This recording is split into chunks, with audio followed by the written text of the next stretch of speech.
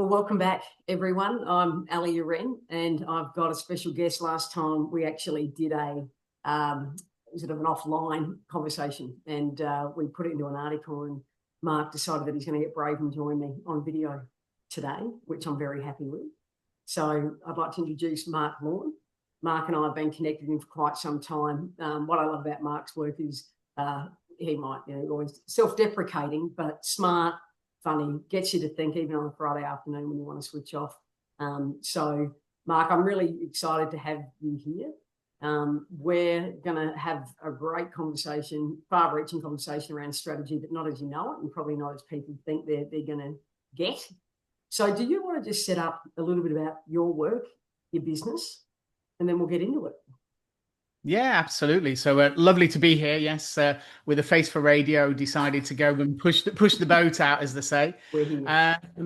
So yeah, my business, really two parts to my business. I work predominantly with larger organizations, international organizations, and work in the intersection between strategy, sustainability, and operations. So it's sort of that overlap space. The areas where I would call it that we get lost in translation. So you've got a great idea, but how do you actually make that happen? Or yeah, we tend to think of things in isolation rather than bringing them together in a horrible word, the systemic way, but in essence, that's exactly how businesses work. And then on the other side of what I do, I work with smaller organizations, generally female founded, minority founded, or sustainability led startups as well. So, and what's interesting around that is, well, why those things? Because most people sort of screw their eyes up at me at that point and go, what? And it's actually, firstly, there's a passion element to that to help that, because those parts of the world tend to be less supported. But actually, more importantly, it's connecting those organizations with large organizations. It's amazing what the collaboration can bring along the way, but quite often they struggle, both parties, to figure out how they bridge that divide. Have you seen that done well? Thank you for that intro too. Have you seen those two parties come together and create something meaningful, or do you think it's early days and we still need to learn how to do that? I think overall we need to learn how to do it. Yeah, the classic, I use it as more as a flippant comment, but I use this example quite regularly. Is you sort of talk to somebody who can create, I don't know, 55 brilliant sustainable pens a year from their kitchen table, and somebody says, "Well, great, fabulous," and a large organization goes, "Yeah, but I need 55 million of them," and so they're so far apart as organizations. It's like, Yeah. well, how do you bridge that? And bringing people together to understand that you don't go from naught to 100 in instantaneously. Yeah, we got to develop that and help bridge that language, all of the challenges along the way. It's a skill that I see. We talk a lot about collaboration in sustainability, for example, and the circular as part of the circular economy. People struggle because they like to control their own train set a little bit, don't they? It's like, no, it's my control, it's my control, I this love fast, that. that fast. Such But good analogies, Mark. but it's true, isn't it? They just love to be able to Yeah, be it's in hard to give it control, up. and Mm, collaboration means letting go. it does. And that's hard. That's hard. Yeah. It's something to be learned. So I think we're still early days. There are Yep. examples of it around and about, but they are quite limited. That's it. Yeah, no, I appreciate that. And I think you've got always some of the best analogies to often explain quite complex systems and situations. So let's start with my mystery question. Now, you know everything else that's going to come to you today, yeah, around our sort of diagnostic pulling apart strategy as we know it. But this one I said I'm putting in a mystery one. And it comes off a post that you said, I don't know, maybe a week and a half, 2 weeks ago. And you said that strategy is one of the most absurd words. Do you remember saying that? Yep, I certainly can. Oops, oops. Okay. Don't no. Hey, I told you we're gonna be good. This is a real conversation, yeah. Tell us more about what's behind that. Why is it? Right? Let's start there. Why is it, in your opinion, one of the most absurd words? And then let's see where we roll with all the other questions, all right? Let's throw it out there. Yeah, I think the thing is it's absurd because it tends to get abused so much. I think that's the challenge Yes. around it Yes. is And this goes back is like I've got enough grey down the side here to be able to sort of remember back in the heady days of the sort of late 80s and early Mm, 90s where we started to introduce huge structure into L&D programs, mm, development programs, structures in organizations. We ended up with leveling and tiering and things like that around grading and all of those things that we take for granted today. Sort of it was a bit of a wild west back in the 70s and 80s, and then in the 80s and 90s we professionalized it. However, there was a bit of an unintended consequence, which was most job grading sort of said, well, you do something with something to get something. That was mm. sort of the paraphrasing around it all. But it spawned this horrible thing where people started saying, well, I want to be more strategic, because to be more strategic meant that you went further up the ladder in the organization, because there was this strategic element was sort of embedded, this mystical thing. It was a bit like the sword in the stone scenario. If you can Mm. pull the sword out, yeah, you can be chief executive. But Yeah. we're trying to understand, well, what power, Mm. who was ordained with the power for it? And as a result, we all wanted to be more strategic. That was the thing. Every development question conversation. Well, I want to do this, I want to do this, and I want to be more strategic. And it really was, I want to progress through the organization, but it became that default. And as a result, then strategy becomes such an abused word that it almost, in many respects, lost real context and Yes. meaning and became almost absurd, because you'd have a conversation and 10 Mm. people would say strategy in a room and you all had completely different ideas of what you were talking about. Everybody would Yeah. nod and they'd walk out the room going, feeling good about it all, Yes. and then wondering why the whole thing fell to pieces the Hmm. moment you sort of started doing something different. Yeah, right. So that's interesting. So tell me, that's good. So you survived the first mystery question, right? So that leads not everything else is going to be easy, right? But no, it leads nicely into the next question. Then is, well, it is used so much, probably with spoken about a lot, not always understood. So what is it in its purest form for you? If you had to define it, what is it? What is strategy? I would say it's an outline of informed and well considered choices Yeah. towards the mission and vision of the organization. Yeah, that keep it really, really simple at there. And Yes. there's a Yes. separate Yes. part about outline. The outline word is in there very specifically because we tend to get wedded to this. Yeah, I've done a strategy and therefore I don't need to do anything for the next 5 years. Mm-hmm. But the proverbial will hit the fan, and it could hit the fan 24 hours after you've done it. So it's Yes. only ever an outline. Don't get wedded to it. Mm-hmm. It's the right choices and the right decisions at the right point in time, but the Yes. world will change. Yes. Not a detailed plan. Yeah, this isn't going to tell you everything you're going to do, Mm-hmm. but it identifies the and importantly is a sort of the back to the paraphrase strategy sacrifice. It's about what you won't do as much as you will do. And we Interesting. love to keep optionality. We do. It's like, oh yeah, Oh, but it's a what get if? out clause though, isn't it too, right? Like it just Exactly, makes us exactly. feel nice and comfortable. We can pull that Yeah, ripcord in case if it doesn't go to the plan as exactly. well too. And I quite often think that stems from, the more I see, the more I think it stems from the fact that we've got caught in this cycle that Excel runs strategy. And Mm, so yeah, the strategy is designed to deliver a financial aim that sits in an Excel spreadsheet that somebody made up. And we made something up, and now we're trying to make something real based on a made up thing, which is mm, quite an interesting dynamic. Whereas uh, strategy, the right strategic choices for your business drive financials. Yeah. So the financials are the output of your strategic mm, choices, not the mm. reason for making them. But we tend to get that the wrong way round. And so it drives it because, well, we said we're going to make £10,000 more than we said did last month. So you run around doing stuff, even if it makes no sense in the overall shape of things. We just run around doing stuff because, well, the Excel spreadsheet said so.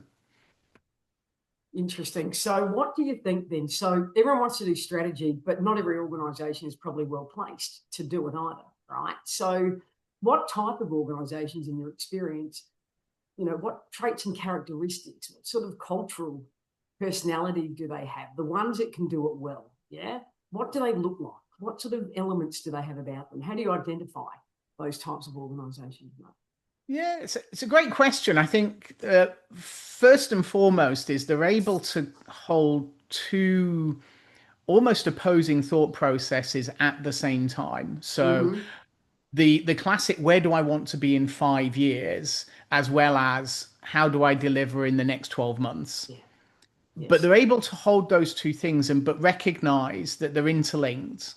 And if we think that one's devoid of the other, yeah, disconnected from the other, Mm-hmm. the reality is we end up in a nightmare. At that point in time, it comes back to the classic, yeah, if you don't have a strategy, every road takes you there. Yeah. And Yeah. so when we don't make those connections, that then becomes the problem. So really that's the real highlight is you can have a conversation with a relatively senior team in an organization and they understand that what we're doing today may be reflection of what's going on in the marketplace. So it is a needs must scenario because let's be real, yeah. Mm-hmm. It doesn't just happen in terms of that, but at the same time they recognize whether that's taking them towards or further away from their aim in Mm-hmm. terms of this. They don't get so obsessed with that short-term piece. And at its most extreme, you get publicly traded organizations which Yes. effectively have a 12 weeks forward, 12 weeks backwards, if you're not careful, sort of mindset. It gets even tighter and tighter Yes. and We've talked tighter. about that too. Yes. And then what's the challenge in that then too, do you think? Like when it's so tight, what are some of the things that you have to be considerate of? If that is some of the realities that you're working with too, Mark. Yeah, I mean, look, they're a reality. Let's be honest. I mean, at the end of the day, it's no different to a change in legislation or whatever it happens to Mm-hmm. be around us, and we have to adjust. The 12 weeks forward, 12 weeks backwards, ultimately, the challenge is you're maximizing the short term, potentially at the risk of the long term, because you're not connecting those two items. It's Yeah. we see this a lot. It's the drive for efficiency at the expense of effectiveness. Mm-hmm. Yeah, Mm-hmm. so great. I'm wholly efficient at doing all the wrong stuff. But as a result of that, I've delivered in the short term, but I've hindered my long term aspirations and goals. Mm. So that's going to lead us to skill sets and true capability in a moment. We're going to get there before, obviously, as part of this conversation. So if you had to have a crystal ball, you've been around long enough to see changes in, well, the world, business, how people are making decisions, elements that are affecting our day-to-day life and how we work. If you had to make a prediction or an informed um, point about what strategy is going to look like, how people tackle it, what do you think it looks like? What are you seeing already now, and how do you think it's going to continue to evolve when you consider all the elements that influence how we show up, how we build business, how we respond to challenge? What is your prediction around that if you were brave enough to make one, Mark? Just between you and Yeah, I. And this is everyone else, that. I'm going to post This this is to. that recording. Yeah. The next 35 seconds is that recording that everybody has on repeat to say, I told you so, you were Hey, wrong. hey, Mark, I'm not going to put, but look, if you had to say what, then I'm not, Yeah. I would never do that. But what do you Yeah. think? What would you say? What are you seeing? What's changing in that space? So the very front end of this is that people have grasped the concept that strategy is emergent. Mm-hmm. Okay, so we have a set of ideas. It's the classic Mike Tyson thing. Everybody has a plan until it's punched in the mouth. Yeah. Effectively, Yeah. the whole dynamic is that yes, I've got this, I've got that, but it is emergent. It's I'm not wedded to it because I wrote it down. I'm not wedded to it because I've just spent 6 months on it, and then the world became wholly inconvenient to the way I'd like to see things 24 hours later. So I think the emergent part's the important piece. The other thing that I'm seeing more, and I think will continue to develop, is people looking for and having systems in place to have what I would call early warnings. So weak Yes. signals, Tell me early more. warnings. Yeah, these are the things that are going on. So those that will do this best are the ones that will be able to look outside of their bubble at other bubbles and potentially see what might impact them over time. It's not to be paranoid and it's not No. to generate an industry in its own right, but it's also not to be what I would call selectively ignorant of the facts of what's going on around us. Yeah. So Yeah. there's a bit around that, and you can see that in. some of the big topics, yeah. So those that are complete deniers of AI, for example, yeah, that's a bad example. But at the other end of that, everybody who's jumping in straight away and going, well, I'll try and figure out something.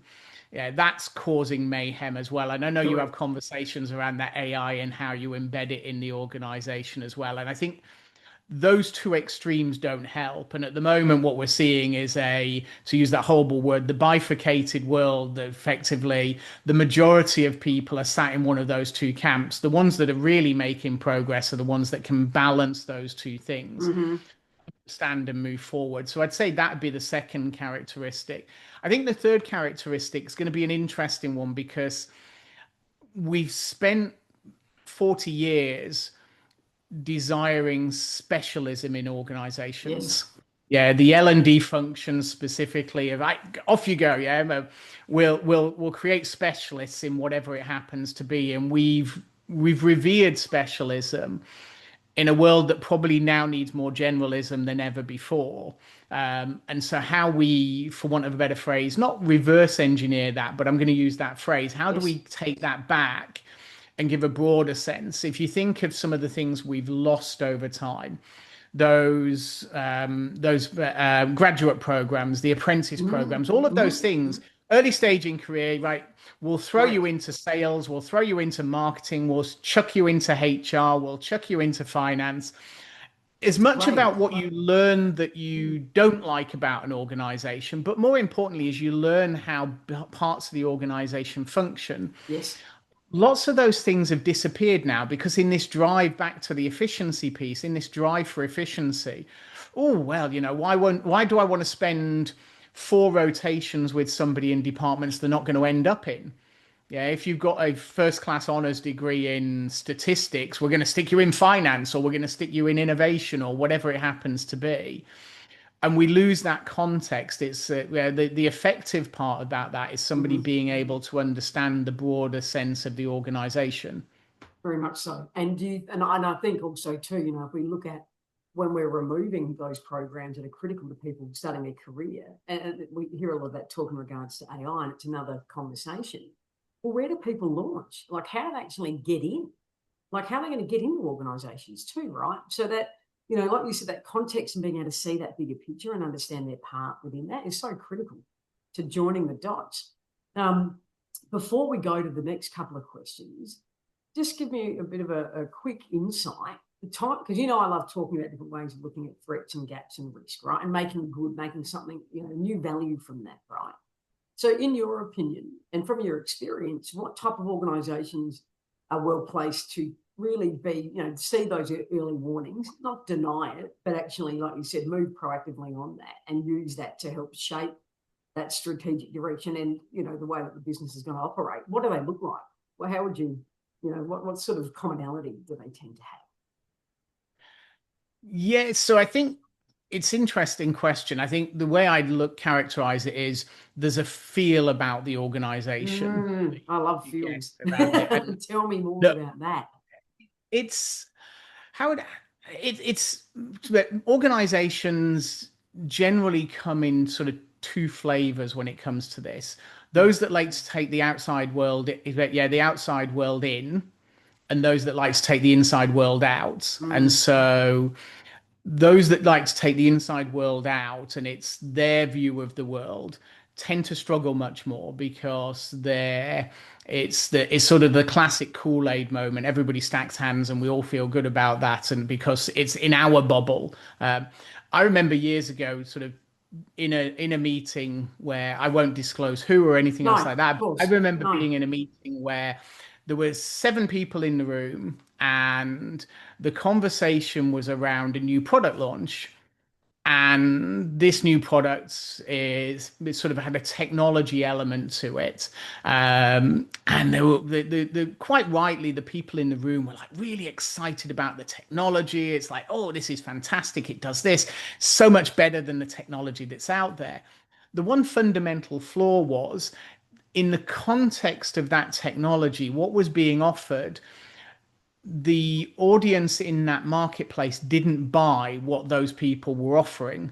Okay. Mm-hmm. So it Mm-hmm. didn't matter how good the technology was. So this thing was launched and surprise, surprise, was withdrawn from market within Yes. 12 months. Yes. Not because the technology was bad, but the context was completely missing. Now, if you put that same technology in a slightly different shell, yeah, it would have done fantastically. Yes. But You talked they about that the other missed. day too, about timing and context and nuance, right? That was such an awesome post. And it's like, yeah, it is. So, there's so many elements that have to be working together too, right? And that's a great point. I didn't mean to cut you off, but I just thought about that post at the same time and thought, yeah, getting all those elements right. And as you said, that was missing. Yeah.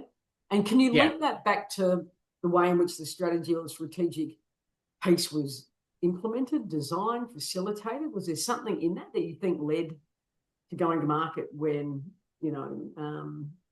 it was off? Do you think in terms of the strategy, the piece of strategy could have played in that, Mark? Can you connect the two to that?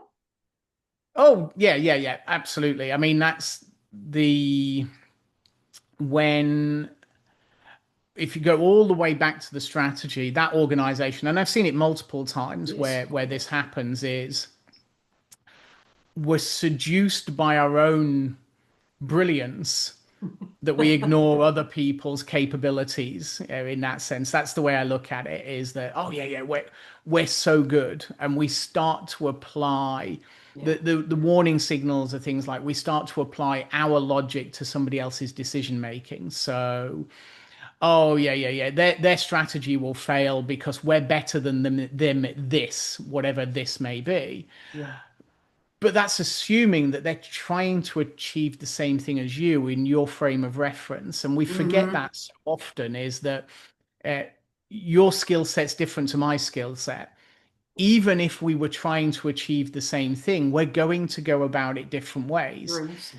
And if I'm assuming that you're going to follow the same path as me, that's naive on my part, but it Mm. tends to be that it sort of emerges there and then continues to develop from that. I've seen these strategic responses where they'll go out to a brand or a business will go out to a set of customers and say, don't worry about what party X is doing because, and then party X effectively takes it off at the knees because they weren't even thinking in that context. That's not how they operate. But their decision making was applied to our frame of reference. And the moment we do that, that's where the strategy tends to disappear down a bit of a deep, dark black hole Mm. because we've belittled competition as opposed to embrace them and learn from them. There's something in that. I think that's a great point, and that's a conversation for another day because I've been having that with someone else around that, and there's so much in that that just distracts anyway, right? And it also reflects our own character, I think, too, right? Like there's something in that, and I think you've got me started on that, but I'm going to have to leave that for now. But we are going to come back to it. So, how do we develop the skills to do strategy, right? So, if we're really going to start, really get serious about it, not get because I think people are really enamored with the idea of strategy. Like we said, they love it. It's quite sexy, and everyone wants to be a strategist. And everyone wants to do strategy, but the reality of it to actually make it, like you said, get it into the market, make it have impact, and actually deliver valuable outcome is totally different. So, how do we develop those skills then to be able to, do strategy in a way that's fit for now and continues to evolve? Mark, what are some of how do we do that? I mean, we've talked about some of the talents and capabilities, but yeah, let me know. What do you think we need to do around that? There's a horrible, I'm going to say the C word, there's a horrible cultural element to this. Mm-hmm. Give it to me. And it's that it's the openness to explore. Okay, and we struggle with that. If you think about organizations that are heavily process driven, yeah, we like to get from A to B as fast and efficiently as possible. And if we're doing that with our strategic thinking, we're probably missing something. Yeah, we're trying to narrow things down too quickly. Here's the perverse irony is those organizations tend to narrow things down quickly and then leave options open at the end. It's a very odd scenario. It's like we narrowed it all down and then here's our 37 options that we've got. It's like, okay, that's interesting in its own right. But that openness to explore is a really important point. And that has to come from the top. Yeah, the best ideas aren't the exclusive right of the C-suite. That's the reality. The best insights aren't the exclusive right of the strategy team. It could be anybody within the organization. I remember years ago, I remember reading about in the UK, the UK law lords at one point in time were tasked with the government to look at UK insolvencies. There was a spate of them in the sort of 50s and 60s through 70s. And so the law lords looked at this, and one of the sentences in the report just stuck with me forever. They talked about the fact was that, yeah, the sign of insolvency was effectively the corporate fountain, the expensive cars, etc., the disconnection with real world. But the real point was the second part of the sentence. But if the board or the executive team had taken the time, somebody somewhere buried in the organization knew the problems and knew the answer. That's the interesting part. Yeah. So the organization generally knows, but it's normally unable to listen or unwilling to listen to that. So that's the first piece. Yes.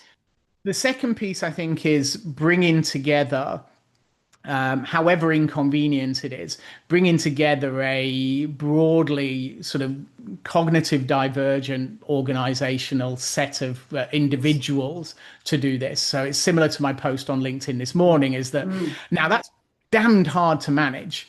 Okay. Yes. The upside is huge. So, but the reality is we need people that see the world differently. And even if we disagree with it, we learn something from it, and we should be open to it. And we tend to find that the strategy processes that organizations run, the broader that starts, the better the outcome. And then the third part really is, I'm going to call it the nice independent arbiter. Okay. So Lay it on me. too often, and it doesn't matter where in the organization the independent arbiter comes from, but somebody who's not as necessarily partial to the end outcome as others should be in charge of sort of being the independent arbiter of, well, at what point in time have we done enough research? What point in time do we need to move on, etc., etc. So we can try and avoid all of the biases, positive affirmation, whatever it happens to be, and moves the organization on. You wrap that all together, ultimately it becomes a broad conversation with a wide-ranging remit that gets us to the best end outcome, I believe. And if you had to think about, and I know there's more than that, but if you had to look at the top 2 or 3 skills that you would be developing in leaders now, in terms of being able to deliver on that, what would they be? If you had to think about 2 or 3 key skills, or traits or attributes or skills, what would they be? What competencies do people need to have? I'm going to start with critical thinking. Yeah, absolutely. Spoken so much, isn't it? It is, and the reality is that we have, right, okay, then we saw a newspaper headline, and therefore, as a result, newspaper headline, the last one I saw, that must be the truth because that's the most up-to-date thing. And I'm taking it to the furthest extreme, but I have seen this example work out. Classic is energy transition. Yeah, the third largest installer of renewable energy on the planet is Texas as a state in the US. Yeah, the home of oil and gas. Oh, okay. How did that happen actually? And there's arguments that say now they've got the most resilient electrical grid in the US, less downtime, all of those types of things. They're seeing the prices drop, etc. So reality doesn't necessarily mirror headlines. Yes. So critical thinking is a big one. The second one for me is a broader understanding of the organization. And I'm not belittling an MBA. I've got one, so it's not about that. The MBA is brilliant, but it's brilliant in a textbook sense. It gives you that element of things, but it's a bit like learning to ride a bicycle. I could read a book about riding a bicycle, Mm-hmm. and when I get on and gravity takes hold, I'm going to get grazed knees because the reality is the truth of it all, the real expertise comes from having sat in it and done it. Okay. So organizations where people have built those skills that understand what happens in other parts of the organization. So that's Mm. the sort of second one. Yeah, yeah. And then the third one for me, I suppose, is it's almost like a character trait in many respects, Yes. which is remaining, I'm going to call it, and you've heard me use this phrase before, relentlessly curious. Yeah. Mm, mm, Personal development, yeah, growth forever, whatever phrase you want to use around it, but organizations where they respect, reward, recognize people for learning more and developing more, etc. Don't be static and don't be beholden to the what I would call the sheep dip approach of training. Well, we'll take the right, okay, then everybody needs to know about AI. So we're going to do 101 basics in yes. AI, and everybody's Yeah. going to go through it. Even the data scientist that's been an AI and understood AI did their PhD in it 25 years ago type thing. Awesome. One final question before we wrap it up. Is there a right time to do strategy? And if so, what is it, Mark? This is my final question. We're going to wrap it up, bring us home. Right time to do strategy? If so, what is it? There is a right time to do strategy. I think strategy done under duress is never a good time. Okay, Yeah, so right. I'm going to argue the other side of it almost in some respects to start with. The moment we're doing strategy because we're forced to do it, that's never a good time. Mm. Now, the reality is the world is messy, and so sometimes we have to do that, but Mm-hmm. it tends to indicate we got something horribly, horribly wrong in what we did Yes. if we're in that duress scenario. The Mm. perfect time to do strategy is actually when an organization is doing really well. Here's the Tell me perverse why. Why irony. is that the perfect time? Because it takes the pressure off of us Mm. to do Mm. something. Whereas the opposite, the counter argument is, oh my God, I've got to make a change. We hear it with transformation. Most transformation programs emerge because the proverbials hit the fan. We've got to transform. Yeah. And we're Yeah, looking and for you're this. just not your most creative, are you? Right? Like your ability to be able to Exactly. creatively think, make smart decisions, and truly be on your game and top of your game will not be when you're in the middle of a crisis under pressure. Exactly. Mm. Exactly. So Mm. I think it's about when we're doing well, because at that point in time, we don't feel the need, we don't feel victimized in the things that we've done by the outside world. We don't feel pressured that we have to do something.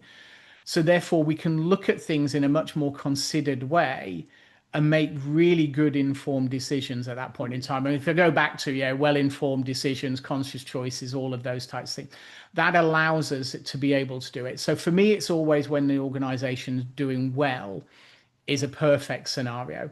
The world's messy. We don't want to get into a point where we're forced into it. Yeah. And then beyond that, it's sort of cultural in many respects. Some organizations will decide that they want to do it on a regular cadence, and that's Mm. fine. There's nothing wrong Mm. with that. Yeah, some organizations work that way. Yes. Others will sense it, they'll feel it. It's like, I'm hearing enough. Yeah, there's enough sort of those weak signals that I mentioned earlier to make me think maybe I just need to reconsider how I'm Yes. doing. Yeah. Excellent. Thank you. And now, look, we've been talking nearly 40 minutes. This is how it works with you, Mark. I feel like I go into this vortex and come out and go, where did that go? That is awesome. We are going to share this video. Yeah. Yep. If people, and obviously all your details will be in that when we go live with that. If people want to find you as well, where do they best connect in with you, learn more about you, your work, your uniqueness, your value? Where do they go to find that? So at the moment, we're in the middle of work on this. Yeah. So the background is part of the Yes. new rebranding, It's looking etc. awesome. So at the moment on LinkedIn, Yes. okay, that's the Yes. easiest way to get hold of me. So Mark Awesome. Lawn, Mark spelled with a C, Yes. uh, Yeah. very European for an English person. Well, very, very Um, much so. But that's where they'll find and you right now. exactly. And going forwards in the next few weeks, there'll be a new website, or the new Great. website will be launched. It's down at the moment deliberately for a clean break. Yes. So headspacestrategies.com. Excellent. That will be up in the next few weeks as well. Awesome. And I'll also put my details in of Ali Uren at kickstart.com, KIKSTART. We'll put those in there so people know where to find us. Thank you so much for joining me, Mark, and always sharing valuable intel that, you know, I never tire of listening to your smarts and your intel, and I'm grateful that your generosity in joining us today too. And let's do this again sometime soon, huh? No, it's been brilliant. Thanks for having me. Thank you. Go well, everyone. Bye.